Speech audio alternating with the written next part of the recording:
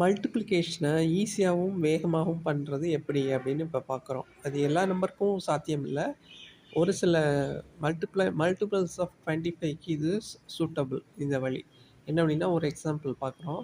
125 அப்படிங்கிறது 1000ல் 8 டைம்ஸ் இருக்குது. So 125ஆல் multiply பண்ணுற சுச்சுவேஷன் வந்தால் அதுக்கு பதிலாக நம்ம 1000/8ஆல் மல்டிப்ளை பண்ணலாம். இங்கே கொடுத்துருக்க எக்ஸாம்பிள் ஃபஸ்ட் எக்ஸாம்பிள் 104 × 125. அதுக்கு பதிலாக என்ன செய்கிறோம், 104 × 1000/8. 104 வந்து 13 டைம்ஸ் இருக்குது. 8ஐயும் 104ஐயும் கேன்சல் பண்ணோம்னா 13 ஆன்சர். அந்த 13ஓட 1000 மல்டிப்ளை பண்ணுறதுக்கு ஜஸ்ட்டு 3 zeros அட்டாச் பண்ணால் வேலை முடிஞ்சது. So answer is 13,000. இதுவே அடுத்த எக்ஸாம்பிள் 241 × 125. இந்த கேஸ்க்கு சேம் ப்ரொசீஜர். 241 × 1000/8.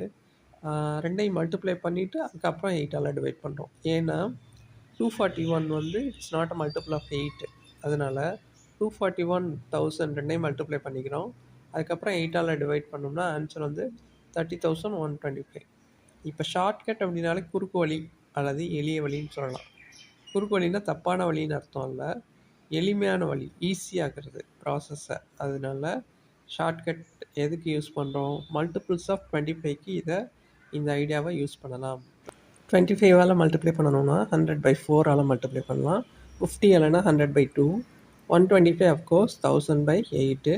250னா 1000/4. இந்த மாதிரி மல்டிபிள்ஸ் ஆஃப் 25ங்கிற அந்த செலக்டிவ் கேசஸ் மட்டும் இந்த ஷார்ட்கட் யூஸ் பண்ணி நாம் மல்டிப்ளை பண்ணி ஆன்சர் கொண்டு வரலாம்.